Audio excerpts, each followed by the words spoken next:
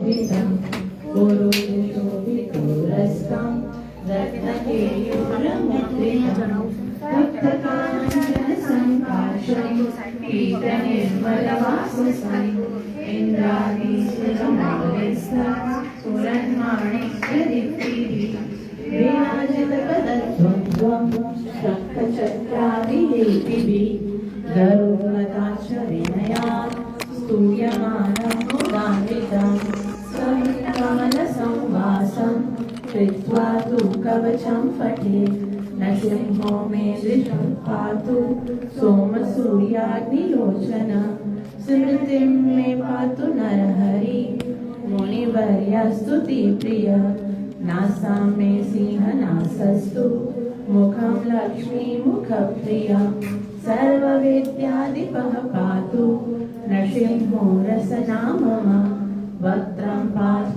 इन्दुवदनं सदा प्रह्लादवन्दित नृसिंहो पातु मे कण्ठं स्कन्दौ भूभरणान्तकृत् दिव्याशोभितभुजो नृसिंहो पातु मे भुजो करो मे देववरदो नृसिंहो पातु सर्वतः हृदयं योगिसाधश्च निवासं पातु मे हरि मध्यं पातु हिरण्याक्ष वक्षकुक्षिविदारण नाभिं मे पातु नरहरि स्वनाभिं ब्रह्म संस्तुतः ब्रह्माण्डकोटयः कट्यां यस्यासौ पातु मे गुह्यं मे पातु गुह्यानां मन्त्राणां गुह्यरूपदे ऊरू मनोभव पातु जानिनि रूपदे जङ्गे पातु धराभार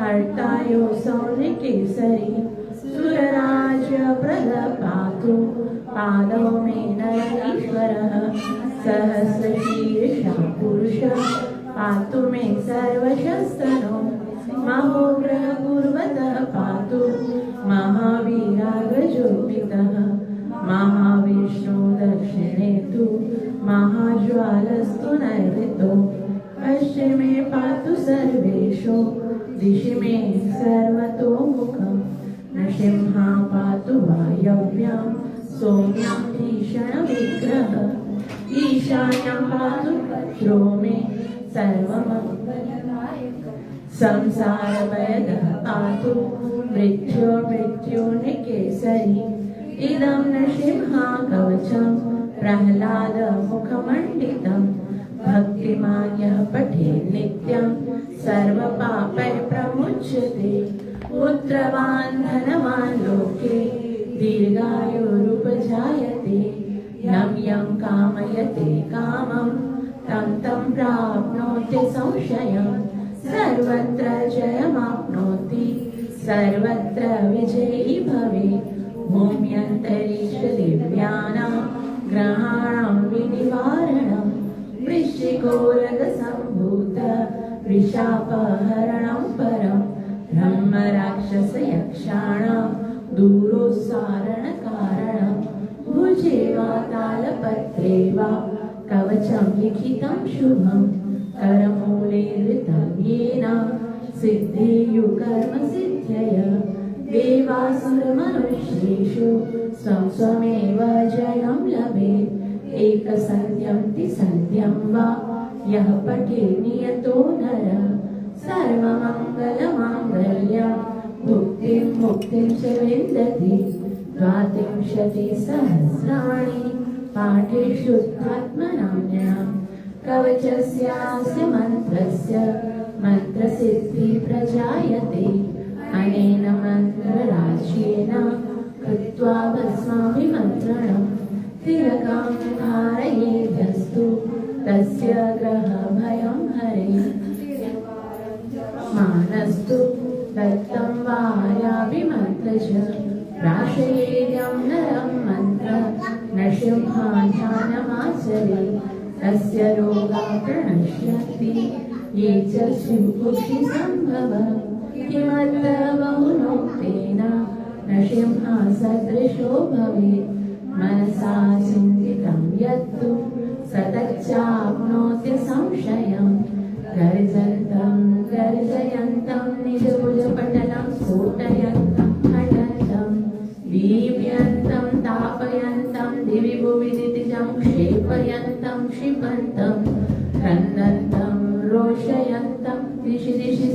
दुष्टं संहरन्तं हरन्तं वीक्ष्यन्तं पूर्णयन्तं करविकरशतैर्दिव्यसिंहं नमामि इति श्रीब्रह्माण्डपुराणे प्रह्लादप्रोक्तं श्रीनरसिंहकवचं सम्पूर्णम्।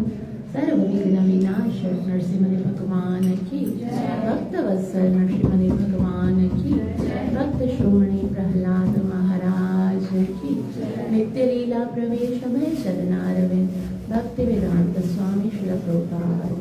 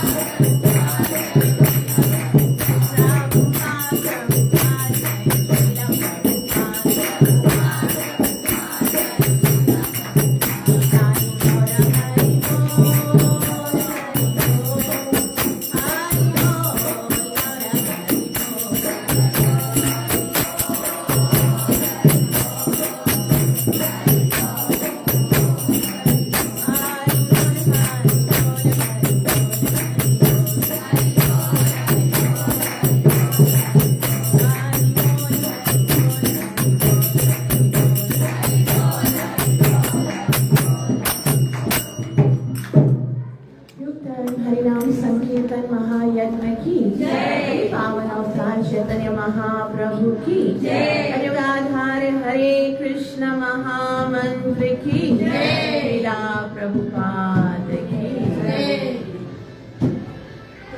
हमें प्रवेश करने से पहले गुरु और गौरंग से कृपा की याचना करते हुए मंगलाचरण करेंगे ताकि हम जो कुछ श्रवण करने वाले हैं उसका हमें पूरा पूरा लाभ प्राप्त हो सके, जो कि है ओम अज्ञानतिमिरन्धस्य ज्ञानाञ्जनशलाकया चक्षुरुन्मीलितं येन तस्मै श्रीगुरुवे नमः। श्रीचैतन्यमनोभीष्टं स्थापितं येन भूतले स्वयं रूपः कदा मह्यं ददाति स्वपदान्तिकं। वन्देऽहं श्रीगुरुं श्रीयुतापदकमलं श्रीगुरुं वैष्णवांश्च श्रीरूपं साग्रजातं सहगणं रघुनाथं वितं तं सजीवं साद्वैतं सावधूतं परिजनसहितं कृष्णचैतन्यदेवं श्रीराधा कृष्णपादा सहगणं ललिता श्रीविशाखान्वितांश। हे कृष्णा करुणा सिन्धु दीनबन्धु जगत्पते गोपेश गोपिका कान्ता श्रीराधा कान्त नमोस्तुते। तप्त काञ्चन गौरङ्गे राधे वृन्दावनेश्वरी वृषभानुसुते देवी प्रणमामि हरिप्रिये। वाञ्छाकल्पतरुभ्यश्च कृपा सिन्धुभ्यैव च पतितानां पावनेभ्यो वैष्णवेभ्यो नमो नमः। श्रीकृष्ण चैतन्य प्रभु नित्यानन्द श्री अद्वैत गदाधर श्रीवासदि गौरभक्तवृन्द। हरे कृष्णा कृष्ण कृष्ण हरे हरे हरे राम राम राम हरे हरे। ग्रंथ श्रीमद् भगवद गीता माता की जय। आज हम श्रीमद् भगवद गीता के 11वें अध्याय का ओवरव्यू करेंगे कि इसमें भगवान हमें क्या बता रहे हैं। तो जैसे अर्जुन ने 10वें अध्याय में हमने पढ़ा कि किस प्रकार से भगवान अर्जुन से ये बताते हैं कि देखो अर्जुन, मुझसे श्रेष्ठ कुछ भी नहीं है। तुमने जो कुछ भी अब तक सुना है, जो कुछ भी अब तक देखा है, वास्तव में वो सब क्या है? वो मेरे जो तजरेदार, जो मेरा स्वरूप है, उसका एक छोटा सा अंश है। और इस संसार में भगवान पहले तो अर्जुन को बताते हैं अपनी महिमा के विषय में कि मुझे कोई जान ही नहीं सकता अर्जुन, न मैं विदुसुरगणा प्रभवम न महेश्वर, क्योंकि मैं सबका आदि हूँ, इसलिए मुझे कोई जान नहीं सकता। लेकिन जब भी कोई मुझे जान लेता है कि मैं अजन्मा हूँ, मैं ही समस्त कारणों का कारण हूँ, फिर वो क्या करता है? फिर उसके पास और कुछ करने के लिए नहीं है। वो क्या करेगा? बुधा भाव समन्विता। जो बुद्धिमान होगा वो क्या करेगा? वो प्रेम और भाव के साथ मेरी क्या करेगा? शरण में ले जाएगा। जो बुद्धिमान होगा, देखो दो प्रकार के लोग होते हैं, एक बुधा होते हैं। बुधा का मतलब जो क्या हो? बुद्धिमान हो। बुद्धा मतलब जो बुद्धिमान हो। दूसरा कौन सा होता है? बुद्धू जिनके पास बुद्धि नहीं होती है। तो जो बुधा होगा, मतलब जो बुद्धिमान होगा, भगवान को होता है बुधा भाव समन्विता। वो प्रेम के साथ, भाव के साथ मेरी शरण में आता है। जो बुद्धू होगा वो नमाम दुष्कृति न मूढ़ा। तो हमको बुद्धू नहीं बनना है, हमको क्या बनना है? बुधा बनना है। तो कुछ लोग ऐसे देखो, एक व्यक्ति जो होता है ना, इस भौतिक जगत में बहुत प्रकार के व्यक्ति होते हैं। आमतौर पर लोग को, सारे जो लोग होते हैं ना, वो ऑर्डिनरी लोग होते हैं। ऑर्डिनरी लोग होते हैं ना सब, है ना? बोलते ये तो सब ऑर्डिनरी है। और जब हम गीता पढ़ते हैं ना, तो हम क्या बन जाते हैं? एक्स्ट्रा ऑर्डिनरी वो एक विशेष बन जाते हैं। तो इसीलिए गीता पढ़ने से हमारा जीवन जो है वो परिवर्तित हो जाता है। उसके बाद जो है वो भगवान अर्जुन को चतुश्लोकी भगवत गीता बताते हैं, जिसमें 3 सिद्धांत कौन कौन से हैं? संबंध के, भगवान के साथ जीव का और भगवान के साथ भौतिक जगत का कैसा संबंध है, जिसमें भगवान कहते हैं अहम सर्वस्य प्रभवो मत्तः सर्वम प्रवर्तते। संसार में जो कुछ भी है उसका आदि में हूँ, उसका क्रिएटर में हूँ। चाहे वो भौतिक हो चाहे आध्यात्मिक हो, उस सबका स्रोत में हूँ। मुझसे श्रेष्ठ कुछ भी नहीं है। मत्तः सर्वम प्रवर्तते, ये सब कुछ मुझसे ही उत्पन्न हुआ है। इति मत्वा भजन्ते मां। इति मत्वा मतलब ये जानते हुए वो क्या करता है? भजन करता है, मेरा भजन करता है। तो ये क्या हो गया? पहले भगवान ने संबंध बताया कि संसार का प्रत्येक वस्तु जो है उसका स्रोत में हूँ। और उसके बाद भगवान ने कहा ऐसा जो जान लेगा वो क्या करेगा? भजते मां, मेरा भजन करेगा। तो ये क्या है? अभिदेह। भजन, अभिदेह मीन्स प्रोसेस ऑफ डिवोशन। भक्ति का जो क्रिया है वो अभिदेह है। इति मत्वा भजन्ते मां बुधा भाव समन्विता। भाव उसके हृदय में प्रकट होता, मतलब अब वो हमारा प्रयोजन है। वो क्या है? कृष्ण प्रेम। तो एक ही श्लोक में भगवान ने संबंध ज्ञान भी दिया और अभिदेह बताया, उसके बाद प्रयोजन बताया। उसके बाद श्लोक नंबर 9 में भगवान कहते हैं मत चित्ता मत गतः प्राणा। मत चित्ता मतलब उनके हृदय में मैं वास करता हूँ और इतना प्रेम करते हैं। मत गतः प्राणा, अगर मैं चला गया और तो फिर क्या होगा? उनकी जान निकल जाएगी। जैसे भगवान से दूर रहकर मेरे भक्त मुझसे नहीं रह सकते, ऐसा भक्त जो इस प्रकार से भगवान का जो ये संबंध है कि वो जान है भगवान जो है। जैसे लक्ष्मी, जैसे मछली का प्राण जो है वो जल में है, उसी तरह से भक्तों का प्राण किसमें है? भक्तों का प्राण भगवान में है। जिस तरह से मछली को जल से निकाल दिया जाता है तो वो तड़पने लगती है, उसी तरह से भगवान के भक्तों को यदि कृष्ण से दूर किया जाता है तो वो तड़पने लगते हैं। मद्गतः प्राण बोधयन्तः परस्परम्।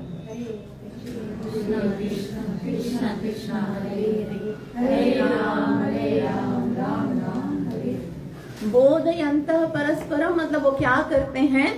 वो ना आपस में मेरे विषय में बात करते हैं। बोधयन्तः परस्परम्, जब कोई सुनने वाला होता है तो उससे श्रवण करते हैं, और जब कोई सुनाने वाला होता है तो श्रवण करते हैं, जब कोई सुनने वाला होता है तो उसको सुनाते हैं। तो ये कार्य भक्तों का। और उससे क्या होता है? तुष्यंती च रमणती च।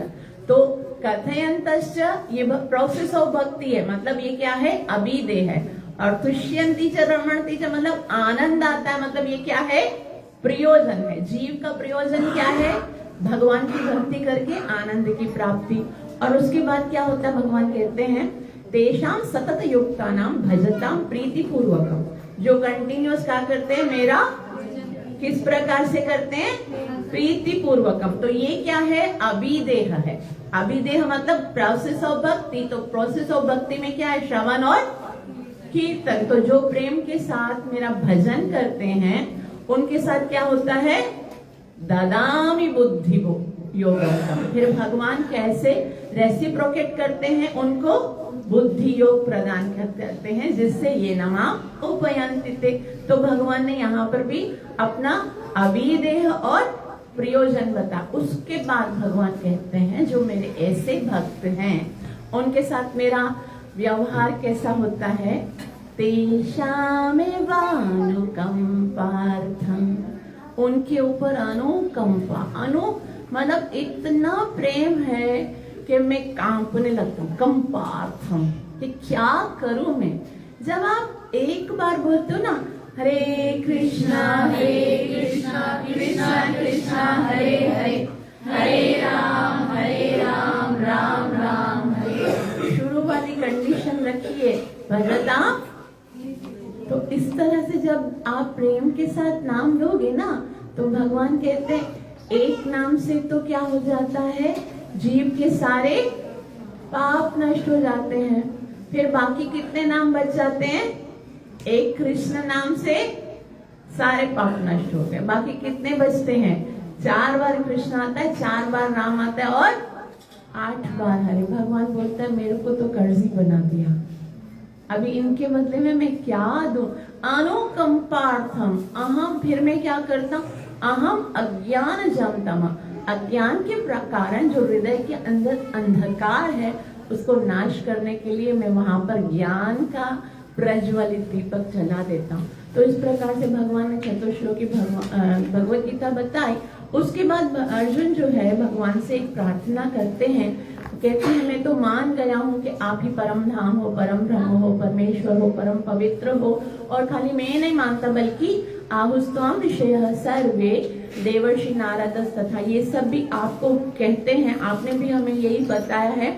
अभी बस इतना बता दो कि भौतिक जगत की प्रत्येक वस्तु में मैं आपके दर्शन कैसे कर सकता हूँ। मैं चाहता हूँ कि एक क्षण के लिए भी ना भूलूं मैं आपको, तो मैं कैसे देखूं आपको। तो भगवान को अर्जुन बोलते आप मुझे कैसे बताना? डिटेल से बताना। विस्तरेण आत्मना योग। आप मुझे विस्तार से बताना। तो अर्जुन को भगवान कहते हैं कि देखो अर्जुन, विस्तार से तो बता नहीं सकता क्योंकि नान्तो विस्तरे मया, मेरी तो विभूतियों का कोई अंत नहीं। तो मैं क्या करता हूँ? तुमको थोड़ा सा शॉर्टकट में बताता हूँ, संक्षिप्त में बताता हूँ। और भगवान जो है वो संक्षिप्त में बताना शुरू कर देते हैं कि मैं क्या हूँ। पहले बताते हैं और एक लाइन में भगवान ने सब कुछ बता दिया। क्या बताते हैं? अहम आत्मा गुड़ाकेश। हे गुड़ाकेश, मैं आत्मा हूँ सर्वभूताशय स्थिता। अब बताओ आप, संसार में कोई ऐसा जीव है जो आत्मा के बिना रह सकेगा? नहीं है ना। तो प्रत्येक जीव जो है उसका आधार भगवान है। फिर भगवान अर्जुन को अलग अलग चीजों के विषय में बताते हैं कि आदित्यों में मैं विष्णु हूँ और मरीचियों में मैं मरीचि हूँ और नक्षत्रों में मैं शशि हूँ, चंद्रमा हूँ। रुद्राणाम शंकरास्मि, रुद्रों में मैं शंकर हूँ, पुरोहितों में मैं बृहस्पति हूँ। भगवान कहते हैं महर्षियों में मैं भृगु ऋषि हूँ, वेदों में मैं साम वेद हूँ, देवताओं में मैं इंद्र हूँ और जितने शस्त्रधारी हैं उनमें मैं वज्र हूँ। जो शस्त्र धारण करने वाले हैं उनमें मैं श्री राम हूँ। और अश्वत्थाम सर्व वृक्षानाम, जितने भी वृक्ष हैं उसमें मैं अश्वत्थ हूँ। घोड़ों में मैं उच्चैश्रवा हूँ और हाथियों में मैं ऐरावत हूँ। इस तरह से भगवान सारी विभूतियां अलग अलग बताते हैं। फिर अर्जुन को बोलते हैं, अर्जुन मैं कितना बताऊंगा और कितना सुनोगे तुम बस इतना समझ लो कि जो कुछ भी संसार में तुम्हें दिखता है वो सब क्या है। देखो अर्जुन, नान्तोस्मि मम दिव्या नाम विभूति नाम परंतप, परंतप मेरी विभूतियों का तो कोई अंत नहीं। एष तो देशतः प्रोक्तम विभूति विस्तरो मया, ये तो मैंने तुमको खाली ट्रेलर दिया है, वैसे तो मेरी विभूतियां प्रत्येक कण, कोई कण ऐसा नहीं जहां पर मेरा प्राकट्य ना दिखे तुमको। और तुम ये समझ लो कि जो कुछ भी आज तक तुमने देखा है उसमें अगर कुछ आकर्षण करने जैसा लगा, अगर तुम्हें कुछ प्रेम करने जैसा लगा, अगर तुम्हें ऐसा लगा कि ये कितना अच्छा है, किसी ने तुमको आकर्षित किया, जो कुछ अडोरेबल लगा, जो कुछ लवेबल लगा, जो कुछ है ना अच्छा लगा संसार में, वो सब क्या है। भगवान कहते हैं यह विभूति मत्सत्वम् श्रीमदुर्जितमेव वा तत्तदेवावगच्छत्वम् मम तेजो अंश संभवा। वो सब क्या है, मेरे तेज का एक छोटा सा अंश है। तो फिर अर्जुन ने जब इतना सुना तो फिर भगवान से कहा, अच्छा आप इतने महान हैं। और फिर वहां से स्टार्ट होता है क्वेश्चन। अर्जुन एक क्वेश्चन करते हैं चैप्टर नंबर 11 के स्टार्ट में। और जैसे ही ये जो 11वां अध्याय है उसमें क्या पढ़ेंगे हम, इसमें भगवान अपने परमेश्वर होने का प्रमाण दे रहे हैं। अच्छा एक क्वेश्चन यहाँ पर है, अर्जुन को क्या जरूरत थी इस प्रमाण की? क्योंकि अर्जुन ने तो चैप्टर नंबर 10 में ये एक्सेप्ट कर लिया था, परम ब्रह्म परम धाम पवित्रम परमम धाम, आप तो सब कुछ हो। और केवल मैं नहीं बोल रहा हूँ, बल्कि कौन बोल रहा है, आहुस्ताम ऋषयः सर्वे देवर्षि नारद, ये सब देवर्षि नारद सबको ये बोलते हैं। और मैंने तो तुमको स्वीकार कर लिया, आपने भी बोला है, तो मुझे इसके लिए साक्षी नहीं चाहिए, मुझे प्रमाण नहीं चाहिए। लेकिन अब देखो एक है ना, कभी ऐसा होता है हमारा कोई मित्र हो, उसको कोई बड़ी सी अचीवमेंट प्राप्त होती है तो उसको हमें देखने का दिल करता है ना। जैसे अगर सपोज कोई माता पिता होंगे, उनका बच्चा डॉक्टर बनेगा तो फिर माँ क्या बोलेगी, अच्छा बेटा तुम डॉक्टर बनो, जरा पहन के तो दिखाओ, वो जो डॉक्टर पहनता है वो यहाँ से लगाते हैं और वो कैसे लगते हो तुम देख के। तो एक तरह से जब कृष्ण अर्जुन को खबर पड़ी कि कृष्ण सब कुछ है, तो कृष्ण अर्जुन जो है वो अपने मित्र को स्वरूप में देखना चाहते थे कि देखो तो सही, ऐसे सब कुछ तुम्हारे अंदर है तो दिखेगा कैसे। दूसरा एक कारण हो सकता है कि अर्जुन ये सोचेंगे कि भाई मैं इतनी महिमा,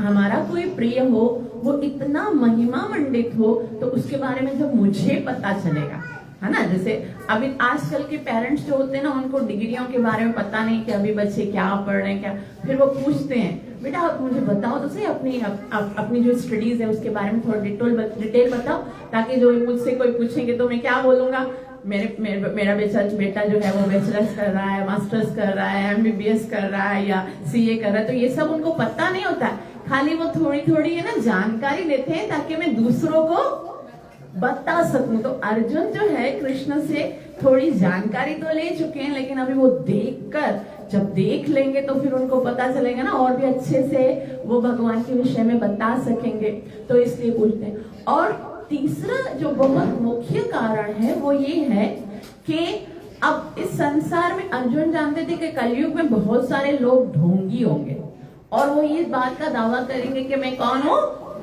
मैं भगवान हूँ। गली में चलते चलते कई भगवान मिल जाएंगे।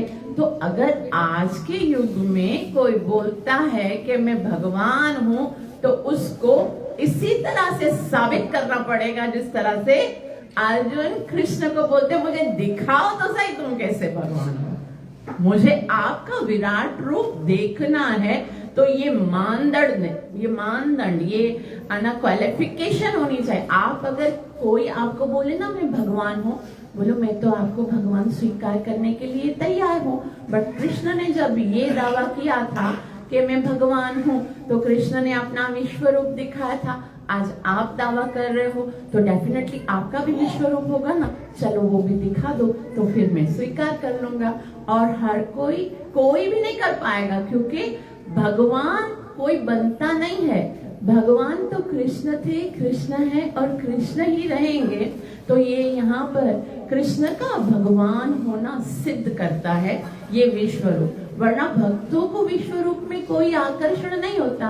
भक्त तो कृष्ण के जो सुंदर स्वरूप होता है, मनमोहन, जो भगवान का यशोदानंदन और गोपीनाथ जो भगवान का सुंदर सा स्वरूप होता है, उसमें ही आनंदित होते हैं। लेकिन बहुत ये सब कारणों के कारण जो है वो अर्जुन भगवान से अनुरोध करते हैं। और अनुरोध क्या करते हैं?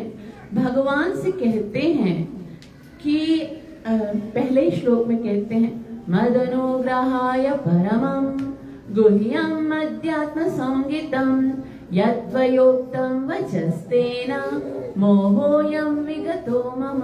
सबसे पहले भगवान का धन्यवाद करते हैं। हमारे अंदर है ना सबसे बड़ी जो हमारा दोष है ना, वो ये है कि भगवान का धन्यवाद नहीं करते हैं, शिकायतें बहुत करते हैं। अभी अगर हम अपने जीवन में देखें तो इतने सारे भगवान ने हमारे ऊपर उपकार किए हैं, इतने सारे भगवान ने हमारे ऊपर एहसान किए हैं कि अगर वो गिनने बैठे ना तो फिर सुबह से रात हो जाए, कंप्लेन करने के लिए तो बारी नहीं आए।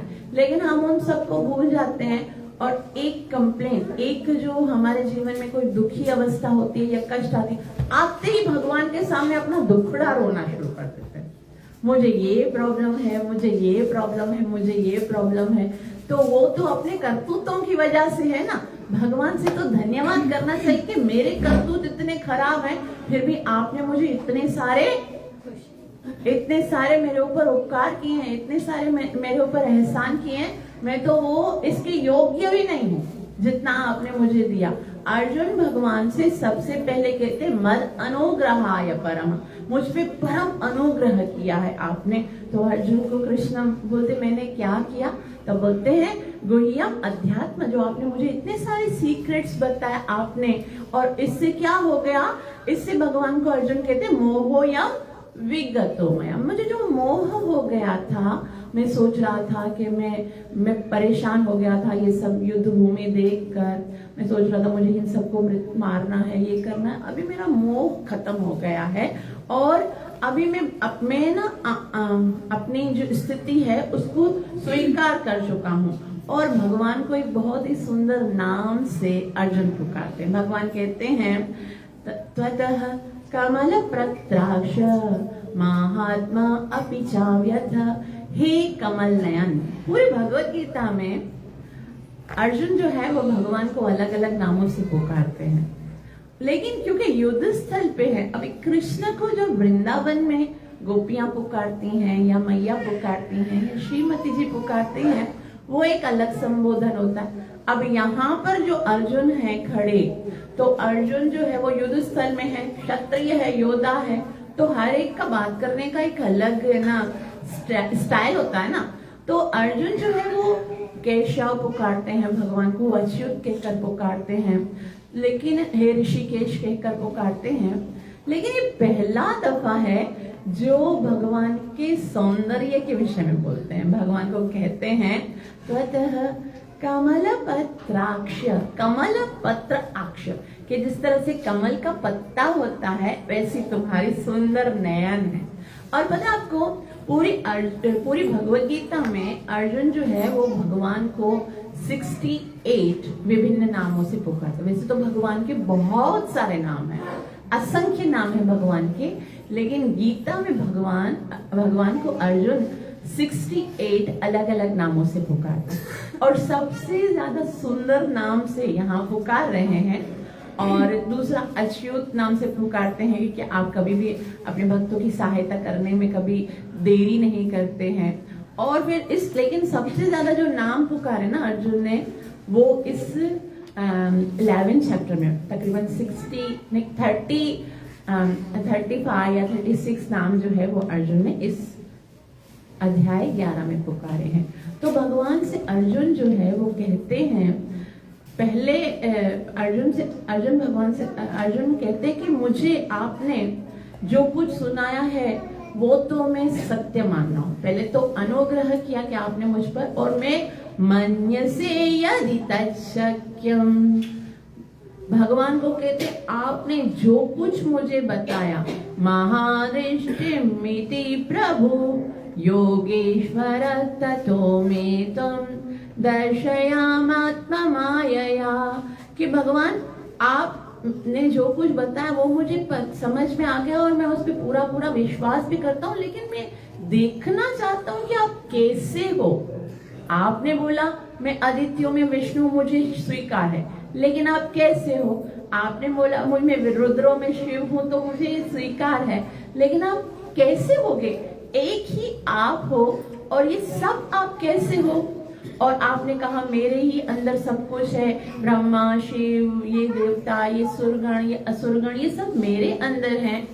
तो मैं देखना चाहता हूँ कि सब आपके अंदर कैसे हैं। तो फिर भगवान जो है वो अर्जुन को बताना प्रारंभ करते हैं।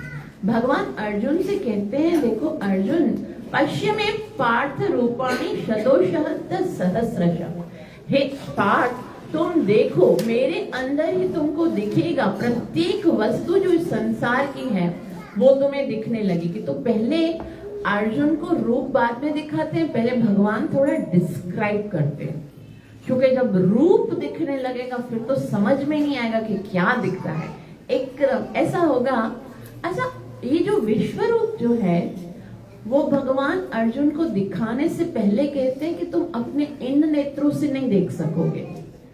इस विश्व रूप को देखने के लिए दिव्यम ददामी ते चक्षु, मुझे आपको क्या देना पड़ेगा, दिव्य दृष्टि देखनी पड़ेगी। इसके अलावा तुम अपनी इन आंखों से नहीं देख सकते। इससे हमें ये बात समझनी है कि विश्व रूप सदैव है। इस भौतिक जगत में विश्व रूप हर समय है, लेकिन वो दिखाई इसलिए नहीं देता क्योंकि हमारे पास वो दिव्य चक्षु नहीं है। ये सूर्य और चंद्रमा भगवान के नेत्र हैं, थे और रहेंगे।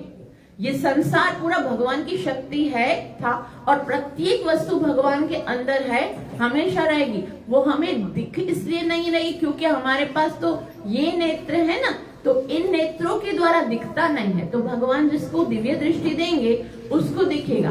दिव्य दृष्टि दो प्रकार से होती है।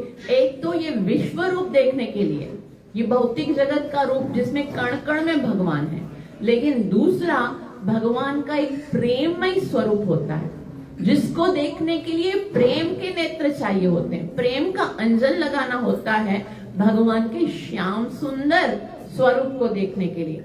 तो दिव्य दृष्टि पाकर विश्व रूप देखने में उतना लाभ नहीं है, क्योंकि उस विश्व रूप से आप प्रेम नहीं कर सकते। विश्व रूप देखने के बाद अर्जुन ने पता है क्या बोला, आपने मुझे दिखाया, मुझे अच्छा लगा, मुझे खुशी हुई, लेकिन मुझे तो बहुत डर लग रहा है, अभी हटाओ, इसको नहीं देखना है मुझे। तो आप ऐसा चाहोगे कि भगवान कैसा हो, मतलब हम कैसा चाहते हैं कि भगवान कैसा हो, इतना बड़ा सा भगवान हो, भयानक सा हो, जिसके अंदर से अग्नियां निकल रही हैं, आंखों में से ज्वालाएं निकल रही हैं, जो काल स्वरूप हो, सबको चूर्ण बना के खा रहा हो, जिसके अंदर ना जाने कितनी आंखें, ना जाने कितने भाव है, ना जाने कितने अस्त्र शस्त्र है, ना जाने कितना विशाल है, जिसको ना हम देख पा रहे हैं ना समझ पा रहे हैं। ऐसा भगवान का ऐसा स्वरूप हो, या भगवान का कैसा स्वरूप हो जो सुंदर सा दिखता हो, श्याम सुंदर हो, जो मंद मंद मुस्काता हो, जिसके सुंदर से नयन हो, जो बस एक नजर देख के ही हमको हमारा हृदय चोरी कर दे, जो बांसुरी बजाए, जो प्यार से हमको बुलाए, जो हमारे साथ प्रेम का आदान प्रदान करे, जो हमसे जो खिलाए वो खाए, जो हमसे प्रेम से बात करे। ऐसा भगवान चाहिए या ऐसा विश्व रूप चाहिए, है ना, जिससे हम प्रेम कर सकें, जो हमारा हो, है ना, जो हमारे साथ प्रेम का आदान प्रदान करे, ऐसा भगवान चाहिए।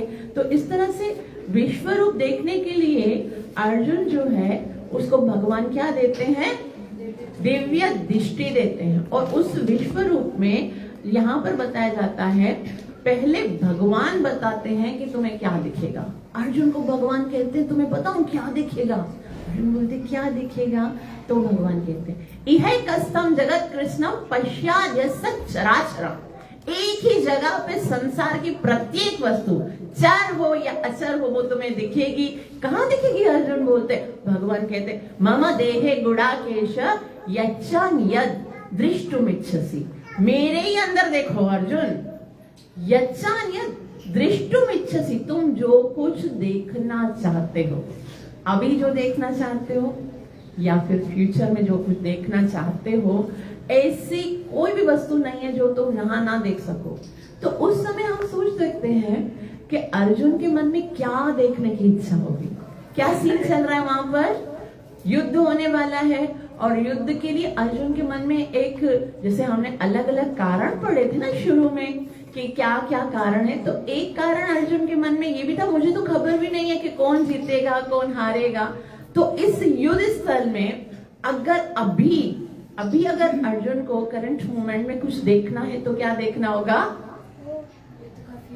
युद्ध का परिणाम क्या होगा, मैं देखना चाहता हूँ युद्ध का परिणाम। तो भगवान अब ये देखा क्या होता है, जब हम कोई मूवी देखते हैं हमारे हाथ में कंट्रोलर होता है, ठीक है, और अगर हमको कोई दूसरा चैनल देखना होता है तो हमको बटन दबाना पड़ता है ना, दूसरा बटन दबाएंगे तो दूसरा चैनल आएगा, दूसरा बटन।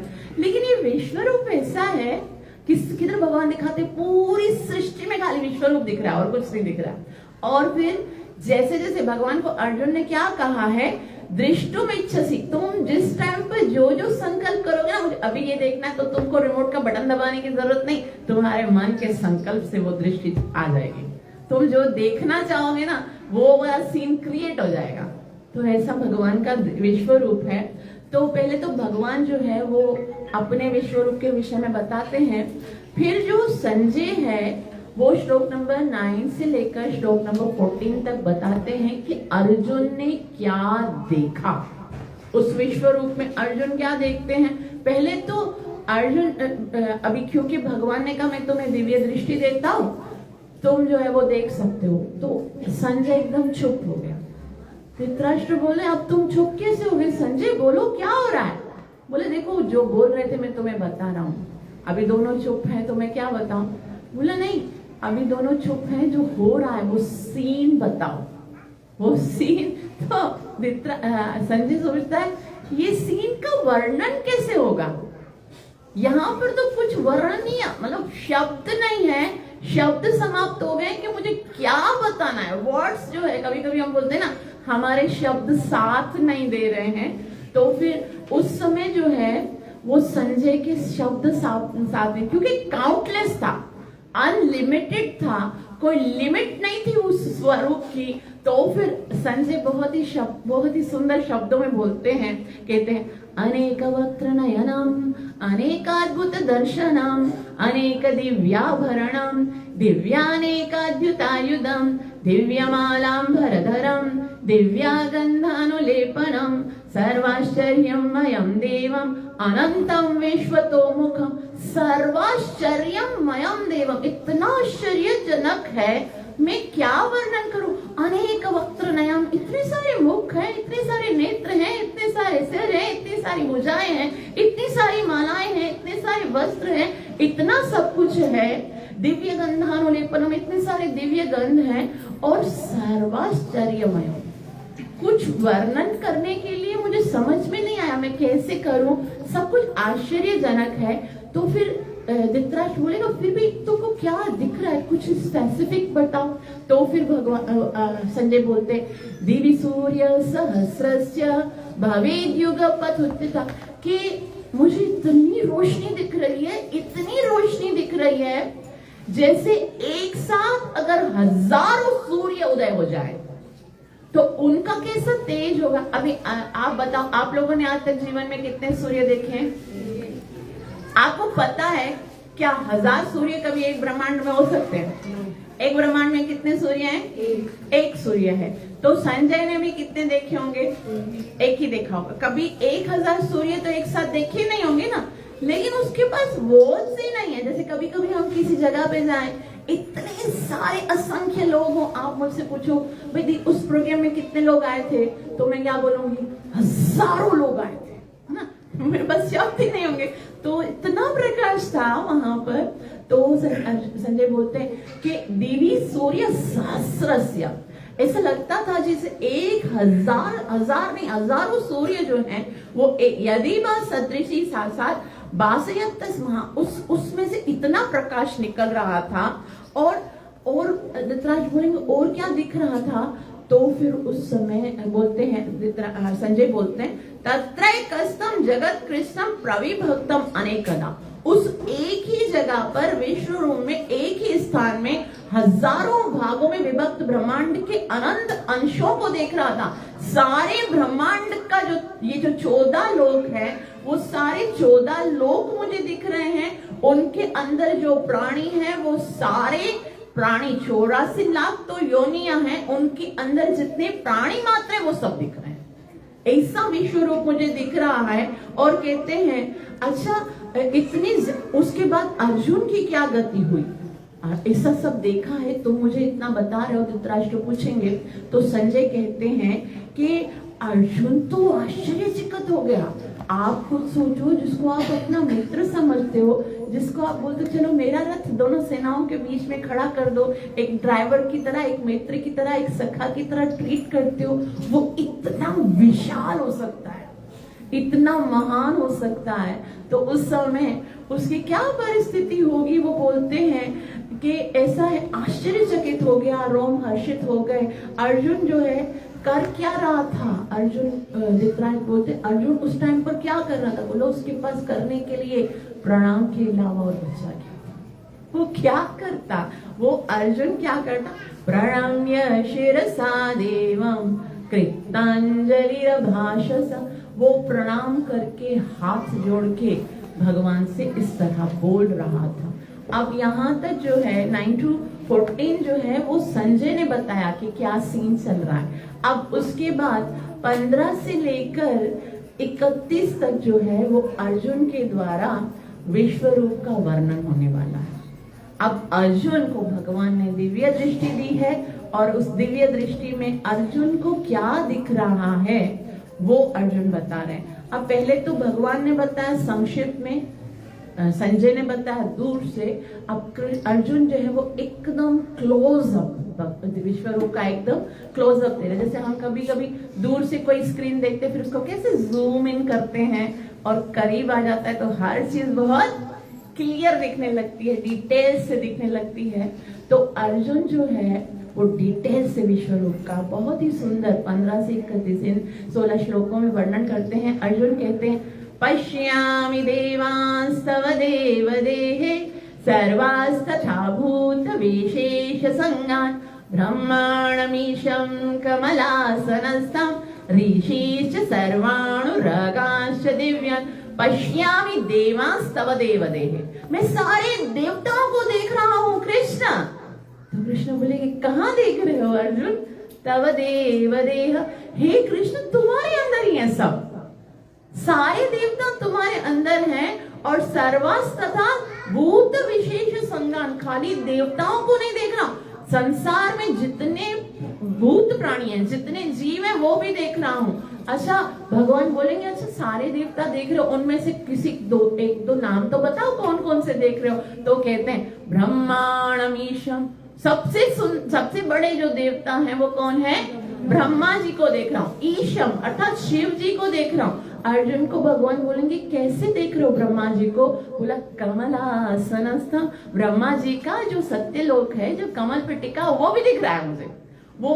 और फिर और इसके अलावा क्या दिख रहा है कृष्ण पूछे तो बोलेंगे ऋषिश्च सर्वाण, जितने जितने ऋषि हैं, जैसे मैंने आप बताया था तपलोक महरलोक, ऋषि का जो लोक होता वो एक पूरा लोक है ऋषियों का, वो सारे ऋषि मुझे दिख रहे हैं। ऋषिश्च सर्वाण, सारे ऋषियों का लोग, नाग लोक के अंदर जितने रुगांश दिव्यान, जितने दिव्य नाग है वो भी दिख रहे हैं। अच्छा भगवान बोलेंगे और बोला मुझे इतना कुछ दिख रहा है कि अनेक बाहोदर वक्त्र नेत्रं पश्यामि त्वं सर्वतोऽनंत, अनेक बाहुदर, बाहु भुजाएं हैं बहुत सारी। अनेक का मतलब होता है जिसकी काउंटिंग में नहीं कर पाता हूँ। अनलिमिटेड है, बाहु है, उदर है, वक्त्र है, नेत्र है, मुख है, नेत्र है और पेट है, इतने सारे। पश्यामि सर्वतोऽनंत रूपम, इतना मतलब सर्वतो है, हर जगह पर आपका रूप है और उस रूप का कोई अंत नहीं, अनंतम रूपम। और भगवान अर्जुन को कहते हैं अंत नहीं है, आदि है क्या? तब अर्जुन कहते हैं नान्तम न मध्यम न पुनस्तवादम पश्यामि विश्वेश्वर रूप विश्वरूपम, के ना अंत है, न मध्य है और ना ही आदि है, न स्टार्ट है ना एंड है, कुछ भी नहीं है। ये क्या है? विश्व, तो विश्वेश्वर विश्वरूपम। तो भगवान ने एक दफा अर्जुन को श्लोक नंबर 9.15 में बताया था कि मुझे लोग अलग अलग स्वरूप में पूजा करते हैं। कौन कौन से स्वरूप होते हैं? भगवान कहते हैं एकत्वेन पृथक्त्वेन बहुधा विश्वतो मुखम। तो ये पहले भगवान ने एकत्व के विषय में बताया, पृथक अलग अलग देवी देवताओं के। अभी भगवान विश्वतो मुखम के विषय में अर्जुन को बता रहे।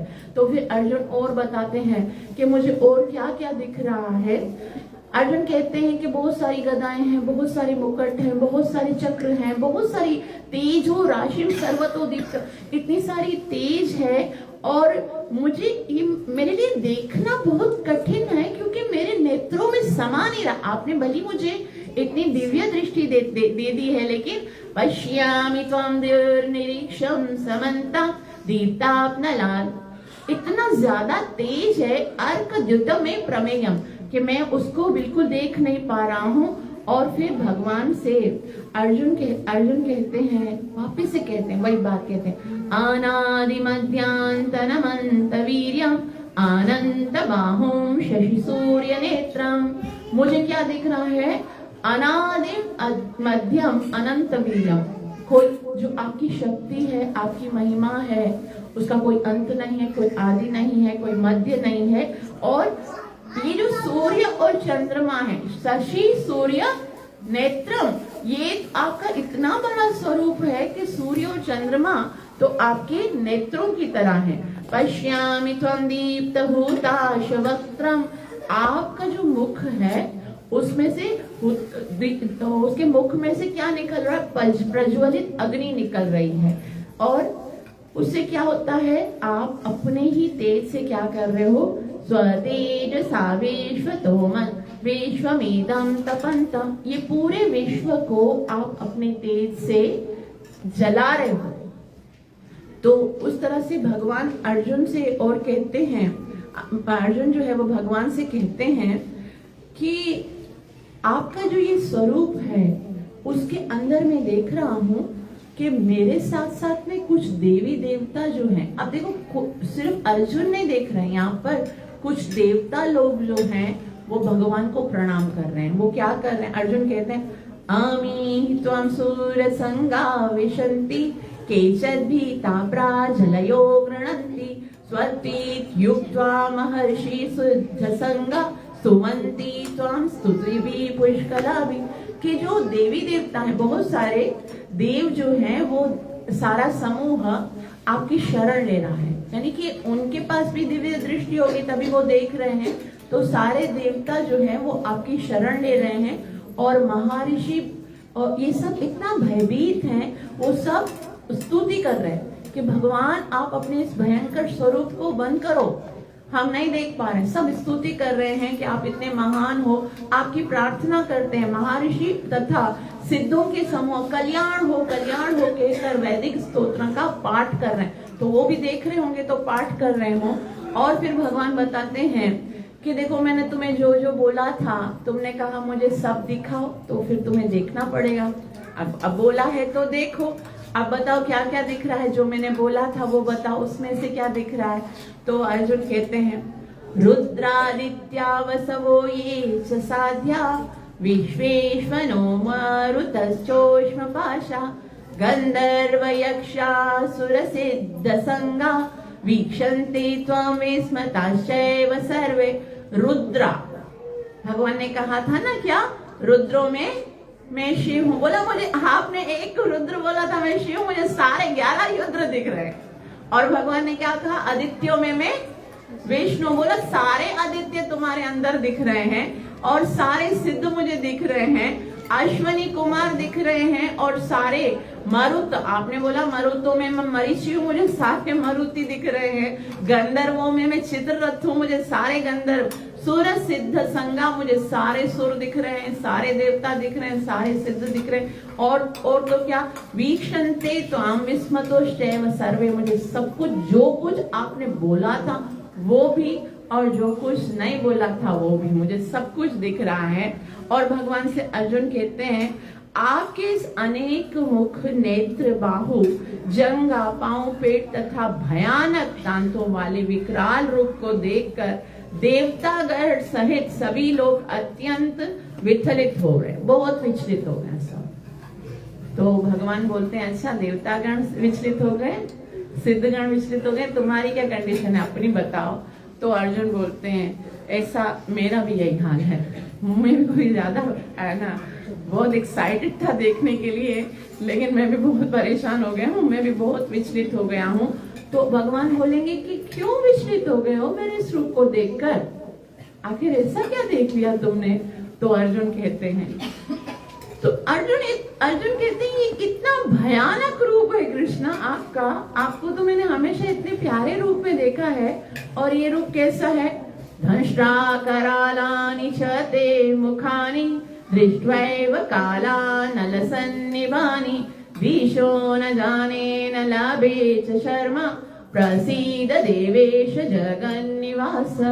दंष्ट्रा करालानि त मुखानि, आपके मुख इतने भयंकर लग रहे हैं, और मैं इसमें आपके जो अग्नि, प्रलय की अग्नि आपके विकराल दांतों से निकल रही है, और इसके लिए मैं अपना संतुलन खो बैठा हूँ और मुझे समझ में नहीं आ रहा, मैं तो परेशान हो गया हूँ आपका इतना भयानक रूप देखकर।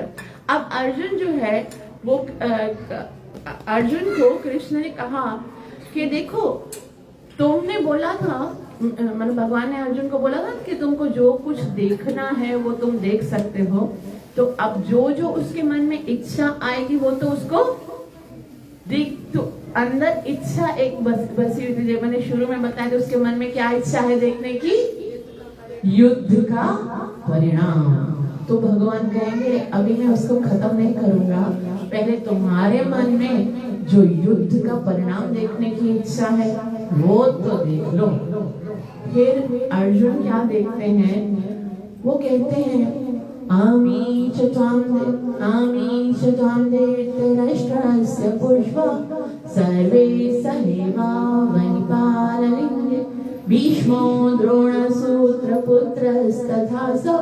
सहास्मदीयैरपि योधमुख्ये वक्त्राणि ते त्वरमाणा विशन्ति दंष्ट्राकरालानि भयानकानि केचित् विलग्ना दशनन्तरेषु सदृश्यते चूर्णतेषु। तो भगवान को अर्जुन बताते हैं कि मुझे दिख गया परिणाम, मैंने देख लिया क्या होने वाला है। आमी च त्वां धृतराष्ट्रस्य पुत्र, जितने भी धृतराष्ट्र के पुत्र हैं, और सर्वै सहैवा वनिपालसंगे, उनके जितने सहायक हैं, उनकी साइड से युद्ध करने वाले जितने भी हैं। और मैं सोचता था कि भीष्म पितामह, उनको तो इच्छा मृत्यु का वरदान है, वो कैसे मरेंगे, और द्रोणाचार्य हमारे गुरु, उनका क्या होगा, वो कैसे उनकी मृत्यु हो सकती है। कर्ण के पास इतनी शक्तियां थी, वो तो कवच पहनकर उत्पन्न हुआ था, वो कैसे मरेगा। लेकिन मैंने देख लिया कि वो सब कहाँ है, वक्त्राणि ते त्वरमाणा विशन्ति, तुम्हारे मुख के अंदर आ रहे हैं, और क्या हो रहा है, दंष्ट्रा करालानि भयानकानि, तुम्हारा इतना बड़ा विशाल मुख है, उसके अंदर भयानक से दांत हैं, और वो सब क्या हो रहे हैं, आपके दांतों में कुछ नहीं रहा है। जैसे कोई बच्चा चूरन खाता है तो उसके मुंह में कैसे पूरे दांतों में चूरन लग जाता है और दिखता है, तो भगवान के वो दांतों में वो भीष्म, कर्ण, उनके जितने सैनिक और सेनापति जिनको हम इतना दुष्कर समझ रहे थे, वो सब इस तरह से पीछे जा रहे हैं जैसे संदृश्यते चूर्णतैरोत्तमांगे। तो यहाँ पर अर्जुन जो है वो देख लिया उसने युद्ध का परिणाम क्या है, और फिर भगवान से कहते हैं, दो प्रकार की उपमा देते हैं किस तरह से दिखता है। तो कैसे दिख रहा था? यथा नदीनां बहवो अम्बुवेगा समुद्रमेवाभिमुखा द्रवन्ति। कभी हमने देखा समुद्र जो है वो शांत खड़ा होता है और नदियां दौड़ दौड़ दौड़ दौड़ के उसके अंदर आ रही होती हैं। तो भगवान को कहते हैं आप तो शांत हो और ऐसा लग रहा है वो सब जानबूझकर आपके विकराल मुख की ओर बहने के लिए आ रहे हैं। तो भी ऐसा लगता है कि नदियों के साथ जो है समुद्र का मिलन हो रहा है। लेकिन यहाँ पर तो सारे जो राक्षस है उनका मुझे कैसे दिख रहा है? ये तो चलो कुछ अच्छे लोग हैं, वो नदियों की तरह आ रहे हैं खुद ब खुद, और कुछ कैसे हैं जो राक्षसी स्वभाव वाले, वो कैसे आ रहे हैं? भगवान अर्जुन बताते हैं, यथा प्रदीप्तम ज्वलतम प्रदंगा विशन्ति नाशाय समृद्ध वेगा।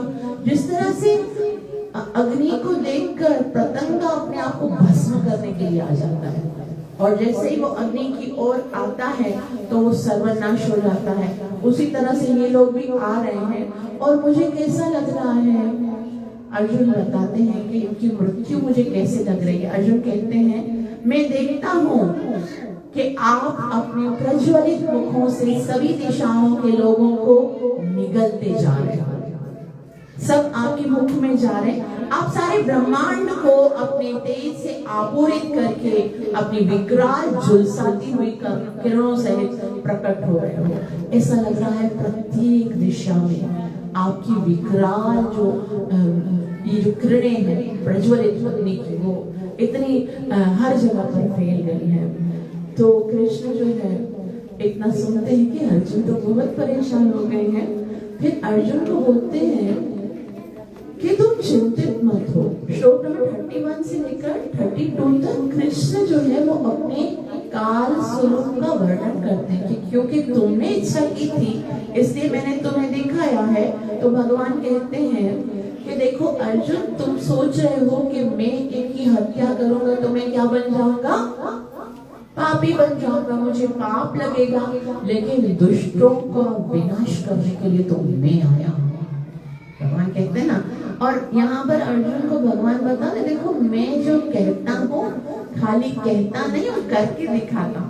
मैंने जब बोला है परित्राणाय साधूनां विनाशाय च दुष्कृताम्, तो ये जो सारे जो दुष्ट हैं, दुर्योधन ने जिस समय ये आदेश दिया था, दुशासन तुम द्रौपदी के वस्त्र को हरण कर दो, उसी दिन से ये इसकी तो मृत्यु हो गई थी, बस समय का इंतजार हो रहा था। और मैंने जब ये तय कर लिया है कि मैं दुष्टों का विनाश करूंगा, विनाशाय च दुष्कृतम्, तो ये मैं प्रतिज्ञा ली हुई है। तो इसलिए भगवान कहते हैं कि समस्त जगतों को विनष्ट करने वाला काल में, और मैं यहाँ समस्त लोगों का विनाश करने के लिए आया हूँ।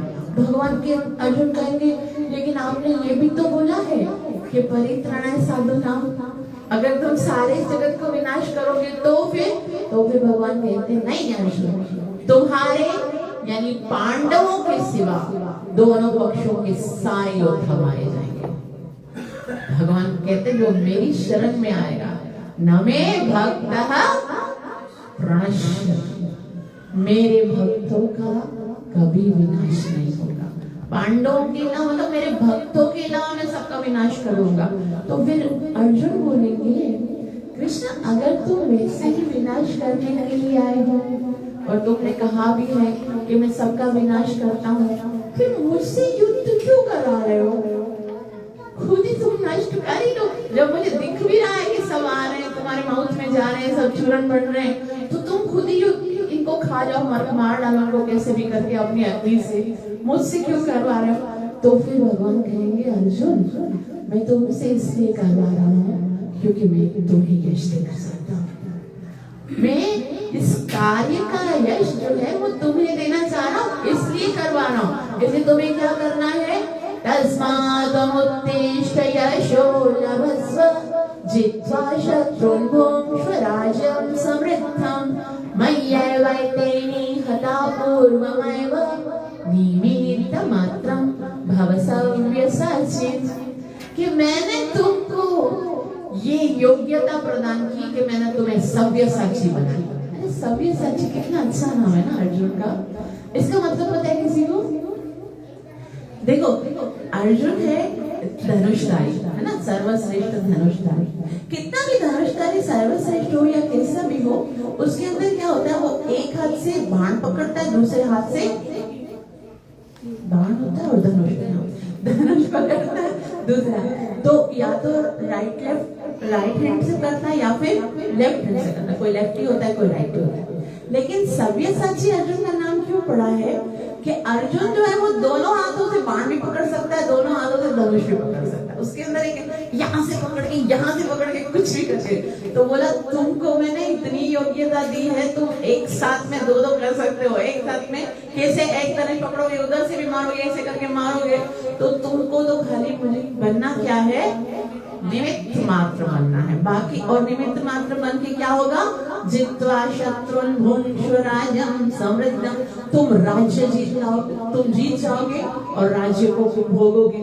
और फिर तुम फिक्र मत करो, ये जितने भी हैं, द्रोणम च भीष्मम च जयद्रथम च कर्णम तथान्यान्यपि योधवीरान् मया हतांस्त्वं जहीमा व्यथिता युद्धस्वजितासि रणे सपत्नान्, के तुम्हारे जितने भी शत्रु तुमको दिख रहे हैं, द्रोण हो, कर्ण हो, जयद्रथ हो, जो भी हो, वो सब मेरे द्वारा मारे जा चुके हैं। तुमको फिक्र करने की जरूरत नहीं, आओ और यश प्राप्त। इतना कहने के बाद अर्जुन जो संजय जो है वो धृतराष्ट्र को बोलता है कि हे राजा, भगवान के मुख से इन वचनों को सुनकर कांपते हुए अर्जुन ने हाथ जोड़कर उन्हें बारंबार नमस्कार किया और फिर से उन्हें भयभीत होकर अवरुद्ध स्वर में ऐसे प्रार्थना की। हम ये प्रार्थना सुनेंगे, वहां पर खत्म करेंगे। अर्जुन ने श्लोक नंबर 36 से लेकर 46 तक इन 11 श्लोकों में भगवान के साथ किस तरह से प्रार्थना की है। जो अर्जुन का एटीट्यूड है वो हमें दिखाता है कि भगवान की शरण में कैसे जाया जाता है। गीता केवल पढ़ने के लिए नहीं होती है। गीता जैसे एक भक्त है ना, वो हमेशा एक श्लोक बोलते हैं कि गीता, हाँ, गीता एक किताब ही नहीं, ये अमल जिंदगी है। मतलब इसको अपने कैरेक्टर में उतारना है, ये गीता का अभ्यास करना है। गीता एक जीवन का, एक आदर्श जीवन गुजारने की एक कला है। हम लोग भगवान के पास किस प्रकार से जाएं और किस तरह से भगवान के सामने अपना निवेदन रखें। हर किसी के मन में कोई ना कोई इच्छा होती है, हर किसी के मन में कुछ न कुछ प्राप्त करना होता है, कुछ न कुछ लेकर आते हैं। भगवान आप अपनी कृपा दो, अपना नाम में हमें रुचि दो, ये भी तो एक प्रार्थना ही है, मांगना ही हुआ ना। हम भगवान से कहते हैं भगवान मुझे शक्ति दो कि मैं आपका भजन कर सकूं, ये भी तो कुछ मांगना ही है ना। तो आप चाहे आध्यात्मिक मांगो या भौतिक मांगो, लेकिन मांगने से पहले क्या करना है, किस तरह से भगवान के समक्ष आया जाता है, वो अर्जुन से हम सीखते हैं। तो यहाँ श्लोक नंबर 36 से लेकर 46 तक अर्जुन हमें पहले 36, 37 और 38 इन 3 श्लोकों में पहले बताते हैं कि हमको सबसे पहले जाकर अपनी फरमाइशों की लिस्ट नहीं देनी चाहिए। पहले क्या करना चाहिए, भगवान का गुणगान करना चाहिए। और कैसा, भगवान का गुणगान करने के लिए तो असंख्य शब्द है, हम भूल जाते हैं। भगवान का धन्यवाद करना चाहिए कि आप कितने महान हो, आपने मेरे जीवन में इतने सारे सुख दिए हैं, आपने मुझे इतना कुछ दिया, मैं योग्य नहीं। धन्यवाद करना चाहिए पहले भगवान को, भगवान का गुणगान करना चाहिए। जय। तो अर्जुन कैसे कहते हैं, हे ऋषिकेश, आपके नाम से श्रवण करने से संसार हर्षित होता है और सभी लोग आपके प्रति अनुरक्त होते हैं। यद्यपि सिद्ध पुरुष आपको नमस्कार करते हैं, किंतु असुरगण भयभीत होते हैं और इधर उधर भाग रहे हैं। यह ठीक ही हुआ है। पहले तो भगवान से कहते हैं आपका नाम, भगवान के नाम की महिमा बताते हैं। भगवान को बहुत अच्छी लगती है उनके सामने उनके नाम की महिमा। तो भगवान कहते हैं आपके नाम श्रवण करने से संसार हर्षित होता है। आज अगर संसार में आनंद की कोई वस्तु है ना जो आपको आनंदित कर सकती है तो बस एक ही है, हरे कृष्णा कृष्णा कृष्णा हरे हरे, हरे राम राम राम हरे। उस चीज को आप आज स्वीकार करते हो, कल स्वीकार करते हो, या किसी जन्म में या उसके बाद किसी जन्म में, ये स्वीकार करने का ही खाली एक देरी है बस। बाकी इसके अतिरिक्त और कोई वस्तु से आपको आनंद आएगा वो आपकी गलत फहमी है। आएगा नहीं। भगवान गुरु नानक साहब ने क्या कहा, नानक दुखिया सब संसार सुखिया सो जो। हम लोग है ना गुरु को तो मानते हैं पर गुरु की नहीं मानते। सारे आचार्यों ने ये बता दिया कि तुम कितनी भी कोशिश करो भौतिक वस्तुओं से आनंद लेने की, नहीं मिलेगा, नहीं मिलेगा। क्यों नहीं मिलेगा? क्योंकि उनके अंदर है नहीं। हमको लगता है बस हम ये चीज खा लेंगे तो उससे मजा आ जाएगा, ये पी लेंगे उससे मजा आएगा, ये पहनेंगे उससे मजा आएगा, इधर घूमेंगे। और ऐसा करते वक्त हम कुछ भी अपराध करने के लिए भी नहीं सोचते। संसार में सारे अपराध क्यों होते हैं पता है? अपराध करने की इच्छा नहीं होती है। इच्छा किस चीज की होती है? आनंद प्राप्त करने की। कोई ये सोच के नहीं करता कि मैं ये अपराध करूं, कोई ये सोच कर करता है कि मैं ये अपराध करूंगा तो मुझे क्या मिलेगा? आनंद मिलेगा। आज तक ऐसा ना कभी हुआ है और ना कभी होगा कि जीव को अपराध करने से आनंद मिलेगा। लेकिन हर कोई अपराध करता है ना। आज बताओ, कुछ लोग तो महाशिवरात्रि के दिन नॉन वेजिटेरियन खाते हैं। क्या सोच के खाते हैं? क्या सोच के खाते हैं कि हमें क्या मिलेगा? आनंद मिलेगा। मिल सकता है। कुछ लोग होली के दिन शराब पीते हैं।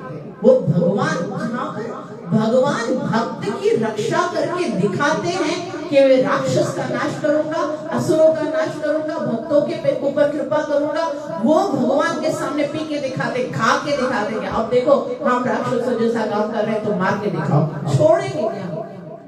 आनंद मिलेगा क्या?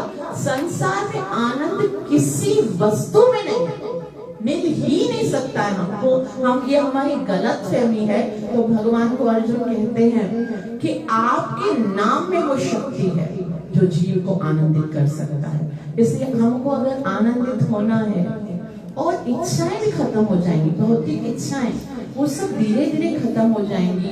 वो क्यों आती है? क्योंकि हमारा हृदय अपवित्र है ना। हृदय अपवित्र है, इसके कारण है ना हमको इच्छा आती है कि हम ये कर लें, ये कर लें। लेकिन नाम जप करने से क्या होगा? हृदय साफ हो जाएगा। तो फिर हमको कभी भी वो भौतिक इच्छाएं आएंगी नहीं। नाम जप करने से आनंद आएगा। और आगे कहते हैं अर्जुन भगवान से बहुत ही सुंदर बात बताते, किस तरह से महिमा का गुणगान करते हैं। कस्माच्च तेने नमेरन् महात्मन् गिरीयसे ब्राह्मणो या विकते, कि आप तो ब्रह्मा से भी महान हैं। ब्रह्मा कौन है? जो इस संसार की सृष्टि करते हैं। लेकिन अर्जुन कहते आप आदि सृष्टा हो तो फिर वे आपको सादर नमस्कार क्यों ना करें? हर एक जीव आपको नमस्कार करता है। देवेश, हे जगत निवास, आप परम स्रोत हो, आप कारणों के कारण हो, इस भौतिक जगत से परे। और फिर आगे कहते हैं उसी श्लोक में 38 में गुणगान करते हुए, आप आदि देव हैं, सनातन हैं, पुरुष हैं तथा इस दृश्य जगत के परम आश्रय हैं। आप सब कुछ जानने वाले हैं और आप ही वह सब कुछ है जो जानने योग्य है। आप भौतिक गुणों से परे हैं, आश्रय हैं, अनंत रूप हैं और संपूर्ण जगत आपसे ही व्याप्त है। इन 3 श्लोकों में भगवान की महिमा का गुणगान करते हैं। अब आपको समझ में आ रहा है या नहीं समझना है मुझे नहीं खबर, लेकिन मुझे समझना भी है और समझाना भी है। और उसके बाद 39 और 40, 39-40 इन 2 श्लोकों में भगवान को प्रणाम करते हैं।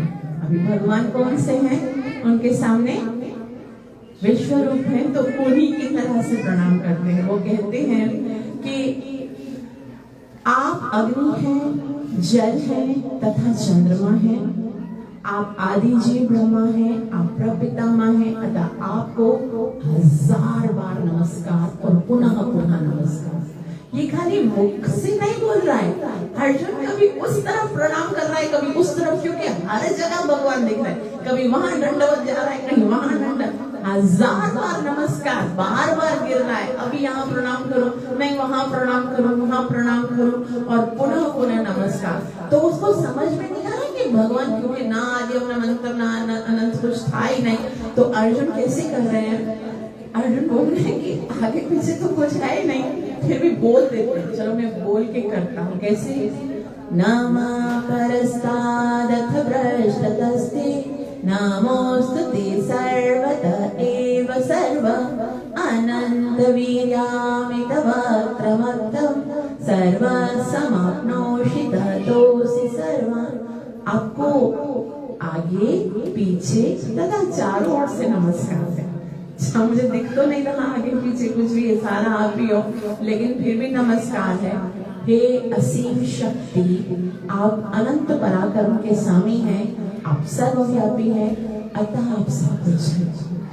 इतना भगवान को पहले 3 श्लोकों में भगवान का गुणगान किया, उसके बाद 2 श्लोकों में भगवान को प्रणाम किया, उसके बाद श्लोक नंबर 41 से लेकर 42 तक भगवान से क्षमा याचना करते हैं। 41 से लेकर 44 तक भगवान से क्या करते हैं कि मैंने बहुत गलत किया। कृष्ण बोलेंगे क्या गलत किया? बोला आप इतने महान हो और मैंने आपको अपना मित्र समझा। मित्रता तो बराबरी वालों से की जाती है।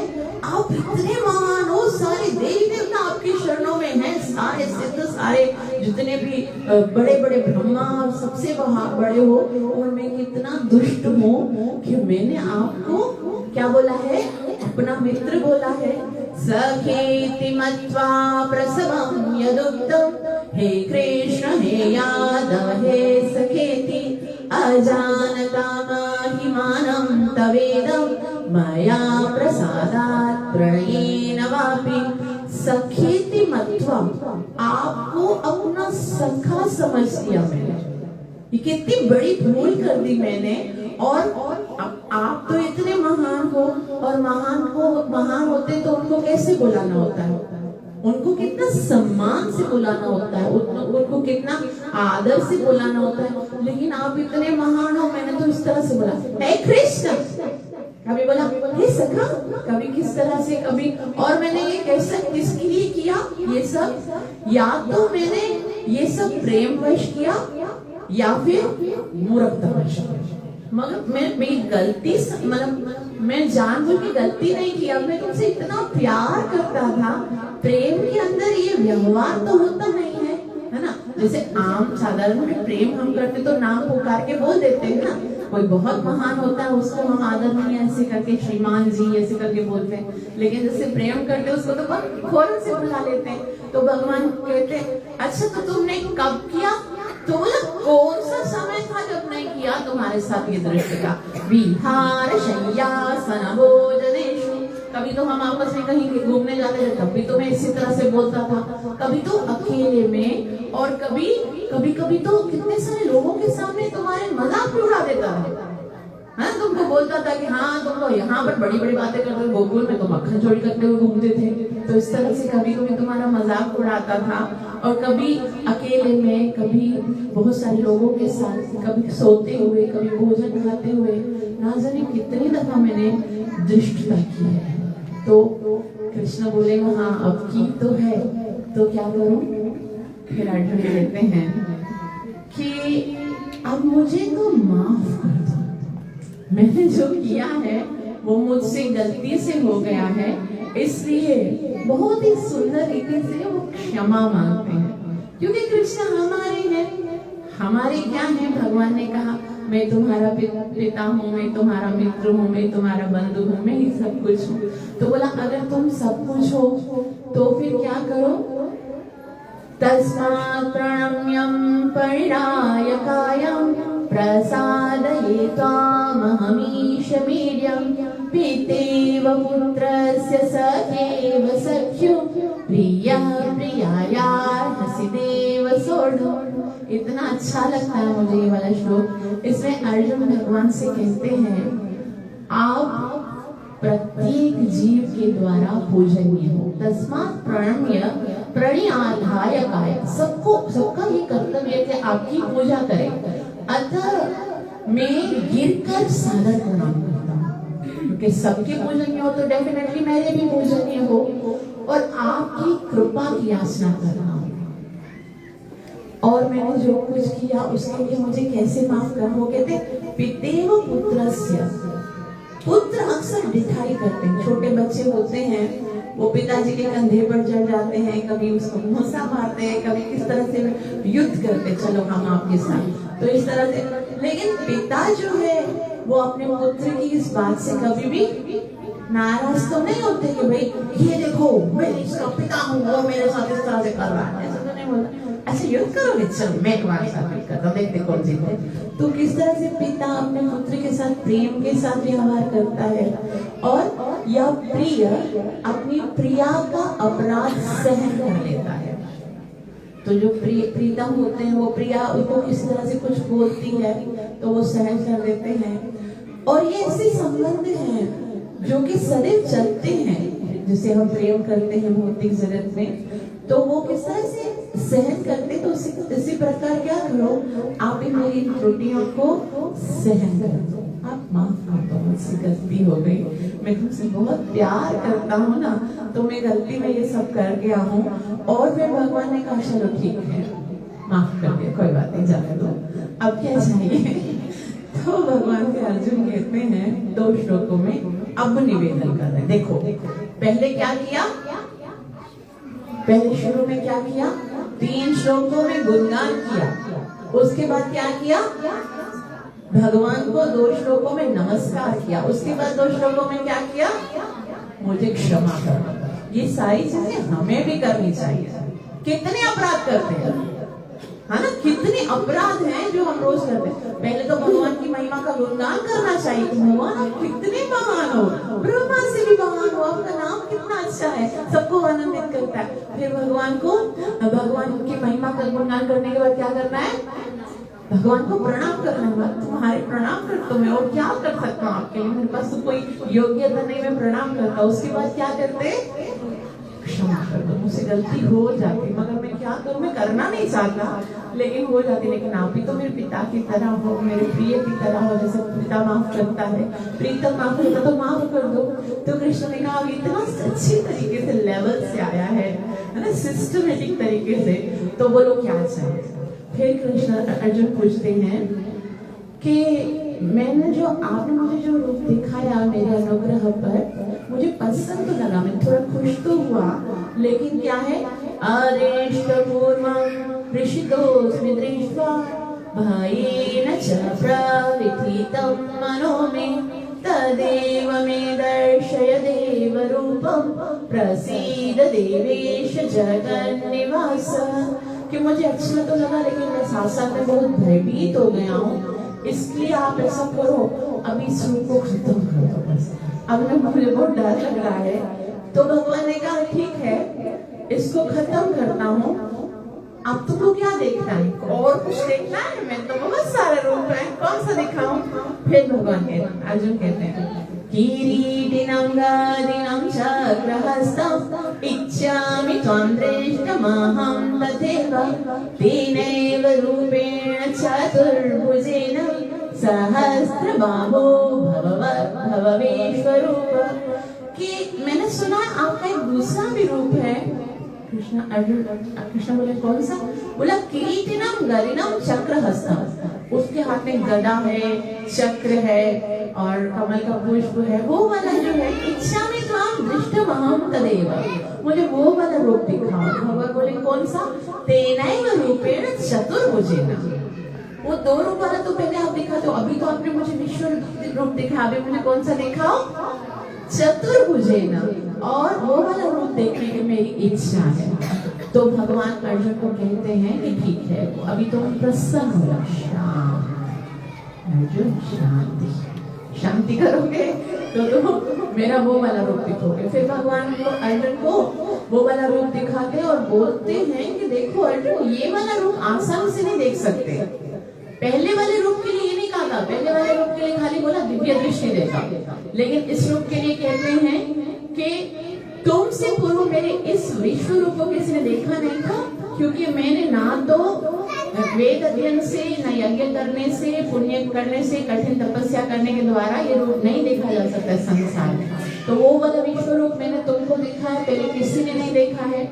उससे भी ज्यादा जो मुश्किल है वो ये चतुर्भुजी रूप है, वो मैं तुमको दिखा था।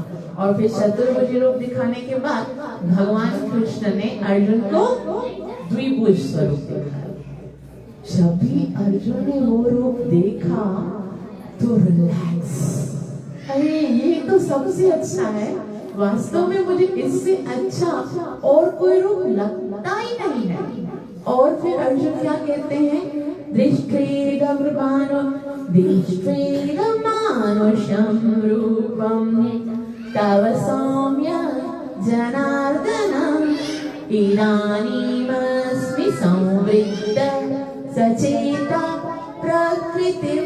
आपका ये जो इतना सुंदर, इसके जैसा दृष्टिर्मानुषं मानुष्यम रूपम, ये मनुष्य जैसा है ना, उसको देखकर मुझे बहुत आनंद आया। अब तो मैंने अपनी प्रकृति भी वापस से संतुलन प्राप्त कर लिया है। फिर कृष्ण बोलते हैं, तुम इतना आसानी से जिस स्वरूप को देख रहे हो ना, ये रूप देखना सबसे ज्यादा कठिन है। सुदुर्दर्शम् इदं रूपं दृष्टवानसि यन्मया देवा अप्यस्य रूपस्य नित्यं दर्शनकाङ्क्षणा।